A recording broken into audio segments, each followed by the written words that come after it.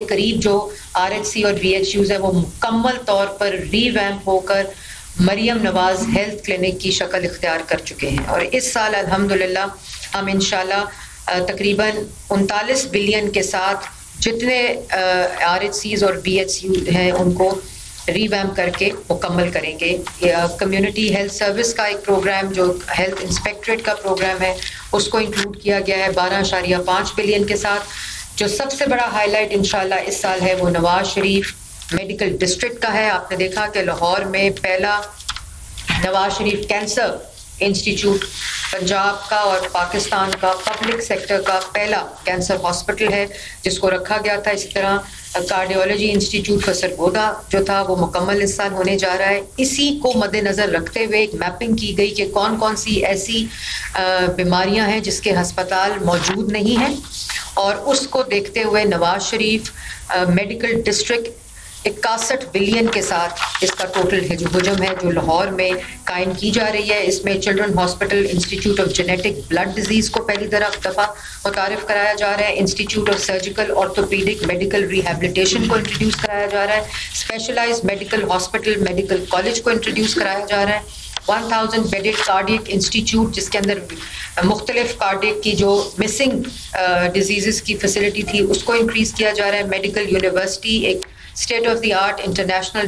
Diagnostic lab اور centre for excellence for nursing جو اب تک کی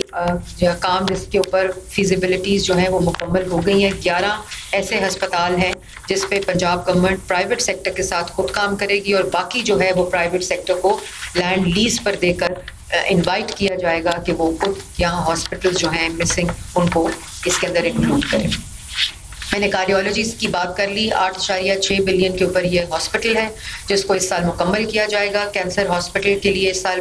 14.5 بلین رکھا گیا ہے۔ جو چلڈرن ہاسپٹل پنڈی 2021 سے یہ منصوبہ شروع ہوا تھا، اور اس کے ساتھ جو ہوا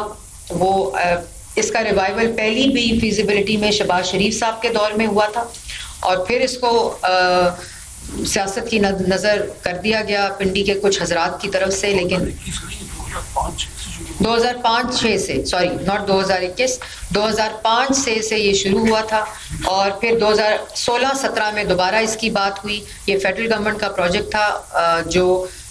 PSDP میں تھا، لیکن اس کو پنجاب نے چیف منسٹر پنجاب کی ویژن کے مطابق اور ہدایت کے مطابق لے لیا گیا ہے، اور ہم انشاءاللہ اس سال اس کو مکمل کریں گے، اور اس کو پنڈی کا پہلا چلڈرن ہاسپٹل جو ہے وہ بنانے کا فیصلہ کیا گیا ہے۔ اس کے لیے اس سال 6 بلین اور پھر 2 بلین اس میں ایڈ ہوگا، تو ٹوٹل 8 بلین کی جو رقم ہے وہ اس کے لیے مختص کی گئی ہے۔ جو پنجاب کا مفت دوائی، یہ بھی مسلم لیگ نون کے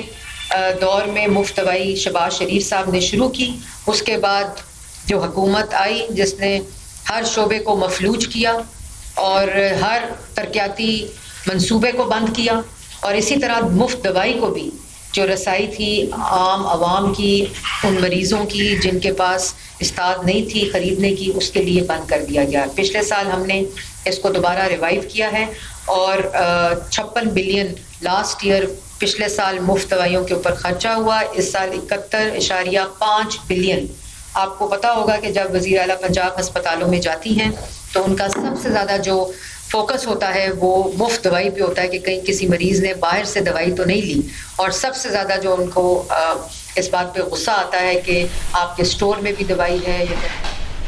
صوبائی وزراء کی post budget press conference Lahore میں جاری ہے۔ مجتبیٰ شجاع الرحمان اور وزیر اطلاعات عصمت بخاری اس وقت اس پریس کانفرنس سے خطاب کر رہی تھیں۔ یہاں وقت وہ ایک بریک کا۔